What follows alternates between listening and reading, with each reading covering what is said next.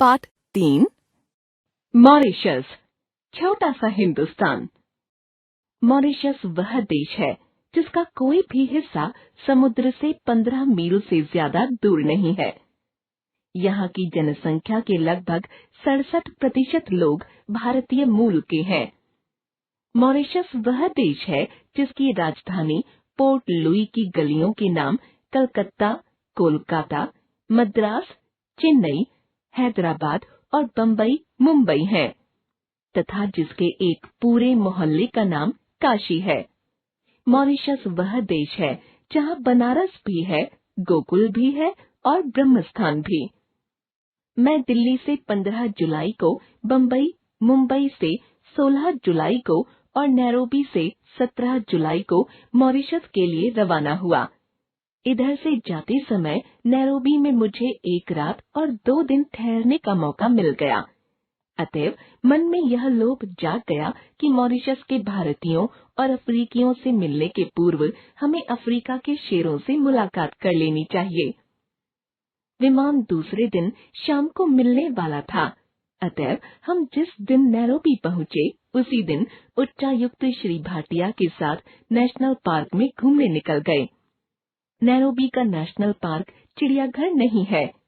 शहर से बाहर बहुत बड़ा जंगल है जिसमें घास अधिक, पेड़ बहुत कम है, लेकिन जंगल में सर्वत्र अच्छी सड़कें बिछी हुई है और पर्यटकों की गाड़ियां उन पर दौड़ती ही रहती हैं। हमारी गाड़ी को भी काफी देर तक दौड़ना पड़ा, मगर शेर कहीं दिखाई नहीं पड़े। दूरी तय करने के बाद या यूं कहिए कि 10-20 मील के भीतर हर सड़क छान लेने के बाद हम उस जगह जा पहुँचे जहाँ शेर उस दिन आराम कर रहे थे। वहाँ जो कुछ देखा वह जन्म भर कभी नहीं भूलेगा। कोई 7-8 शेर लेटे या सोए हुए थे और उन्हें घेर कर 8-10 मोटरें खड़ी थीं। तुर्रा यह कि शेर को यह जानने की कोई इच्छा ही नहीं थी कि हमें देखने आने वाले लोग कौन हैं। मोटरों में शीशे चढ़ाकर उनके भीतर बैठे लोगों की ओर शेरों ने दृष्टिपात भी नहीं किया। हम लोग वहाँ आधा घंटा ठहरे होंगे। इस बीच एक शेर ने उठकर जम्भाई ली, दूसरे ने देह को ताना, मगर हमारी ओर किसी भी शेर ने नजर नहीं उठाई। इतने में कोई मील भर की दूरी पर हिरणों का एक झुंड दिखाई पड़ा, जिनके बीच एक जिराफ खड़ा था। अब 2 जवान शेर उठे और दूसरी ओर चल दिए।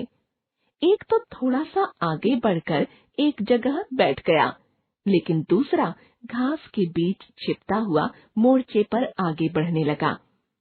हिरणों के झुंड ने भांप लिया कि उन पर शेरों की नजर पड़ गई है, अतएव वे चरना भूलकर चौकन्ने हो उठे।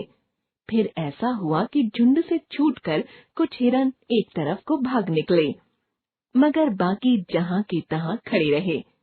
इच्छा तो यह थी कि हम लोग देर तक रुकें और देखें क्या होता है, किंतु समय 6 से ऊपर हो रहा था और 7 बजे तक नेशनल पार्क का फाटक बंद हो जाता है। फिर यह भी बात थी कि शिकार तो शेर सूर्यास्त के बाद किया करते हैं और वे झुंड का शिकार नहीं करते, बल्कि उस जानवर का करते हैं जो भागते हुए झुंड से पिछड़ जाता है। अब यह बात समझ में आई कि हिरण भागने को निरापद नहीं समझकर एक गोले में क्यों खड़े थे। नैरोबी से मॉरिशस तक हम BOAC के विमान में उड़े।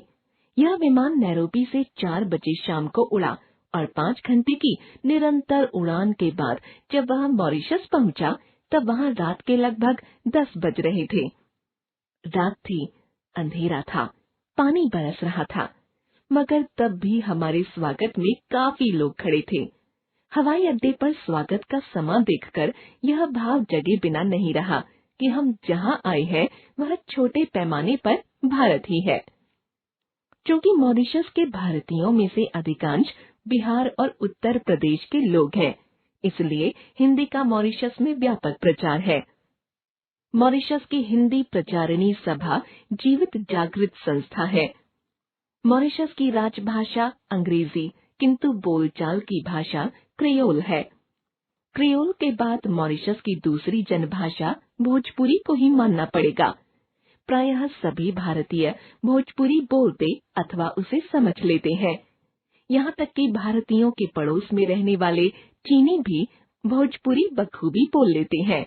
किंतु मॉरिशस की भोजपुरी शाहाबाद या सारन की भोजपुरी नहीं है।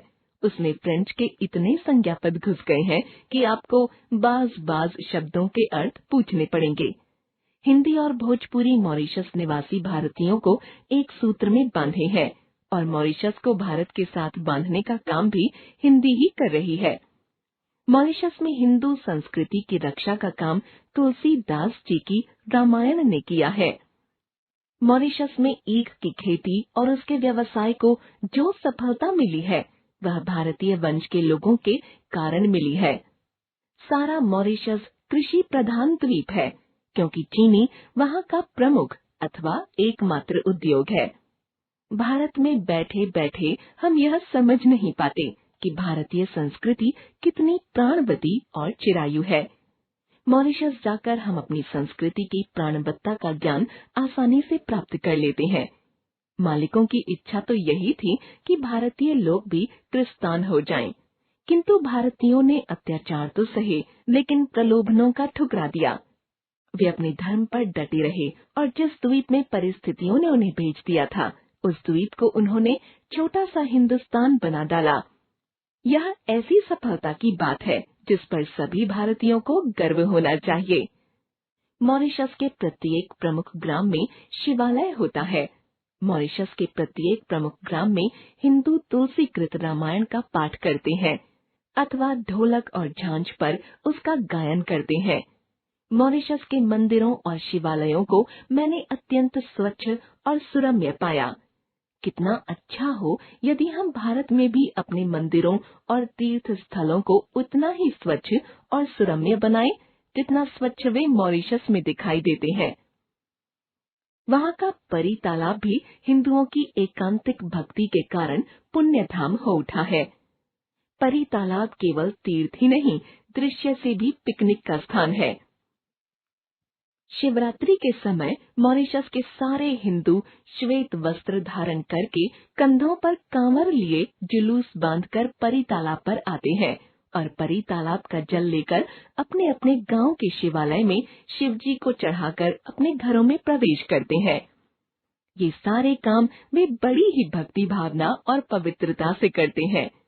सभी वयस्क लोग उस दिन उजली धोती, उजली कमीज, उजली गांधी टोपी पहनते हैं।